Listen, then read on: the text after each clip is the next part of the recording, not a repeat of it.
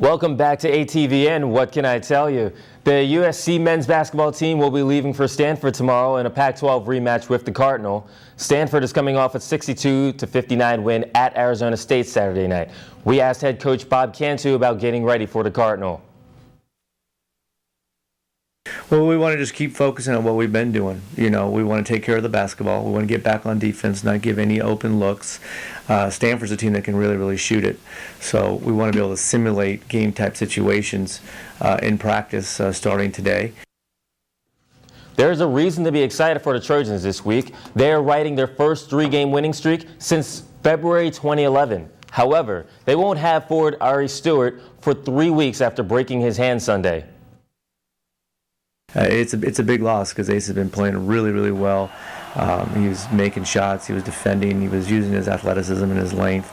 So it's good to just kind of be I think a team effort in different ways for guys to step up to make that up for us. One option is we can go with Eric Wise as the three, who he played some three earlier in the year, so we can do that. We've got Ronaldo Woolridge off the bench who, can come in and hopefully make some shots and play good defense and do, what Ace was doing. USC and Stanford will tip off at Maples Pavilion Thursday night at 8. The Trojans beat the Cardinals 71-69 in the Pac-12 opener. The Cardinals have won 4 of their last 5. Women's water polo star Monica Vavich is this week's Mountain Pacific Sports Federation Player of the Week. The sophomore had a big weekend for the women of Troy, scoring 14 goals in 4 games as they won the Triton Invitational. I'm really excited to have gotten that award. I've never been nominated for it before, so it's definitely exciting. I thought it was a great weekend and it was a lot of fun, so it's good. I really hope we get a ring. That's my ultimate goal. Vavich and the women of Troy will be back in action this weekend in Long Beach for the Lancer tournament.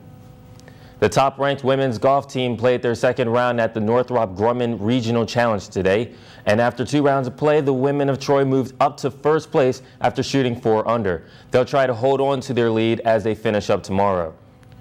The Oscars are not until the 24th, but the Lakers are back in town to provide star-studded drama. The so-called feud between All-Star teammates Kobe Bryant and Dwight Howard is, according to Kobe, about as real as Lene Kukua. Kobe referred to the alleged conflict on ESPN.com by saying, quote, "I didn't say anything wrong. I didn't say anything to hammer him over the head or take a run at him. That was actually manufactured." Of course, this also means the Lakers will continue to manufacture quotes for the media all season. Tonight, Lakers power forward Earl Clark will play. He needed an MRI today after missing morning shoot-around with a sore right foot. A right foot injury is why Pau Gasol may miss the rest of the regular season. The Lakers return home tonight at the Staples Center to take on the last-place Phoenix Suns. The Suns actually dealt the Lakers their first loss on the Grammy road trip 2 weeks ago, 92-86, but they have struggled since, losing 5 of their last 6 games. Wrestling, one of the oldest Olympic sports, may be dropped after the 2016 Rio Summer Games. The International Olympic Committee recommended today to remove wrestling from the 2020 Olympics. The sport currently features 2 categories, freestyle and Greco-Roman. It was recommended for removal while modern pentathlon, taekwondo, and field hockey made the cut. Team USA gold medal wrestler Jordan Burroughs took to Twitter in an attempt to save the sport. He wrote, quote, "It's not over yet. We will keep fighting to save the sport we love. Don't stop dreaming and don't stop believing. Hashtag Save Olympic Wrestling." And in this week's Got Skills segment, what a difference a week makes for the division-leading LA Clippers. First, we have the lob from near half court. Chris Paul to Blake Griffin just slips out there, slams it in. And then later, we have Chris Paul, Blake Griffin running the pick and roll and making Spencer Hall's famous and the foul. The Sixers haven't had Andrew Bynum all season, and they missed him dearly.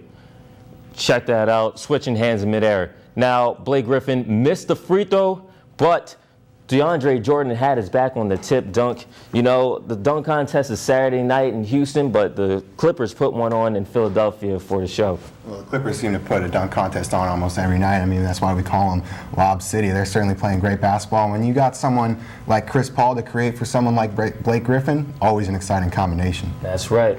Dunk contests are all the rage right now, it seems. Thank you, La. You're welcome. All right, well, now we have the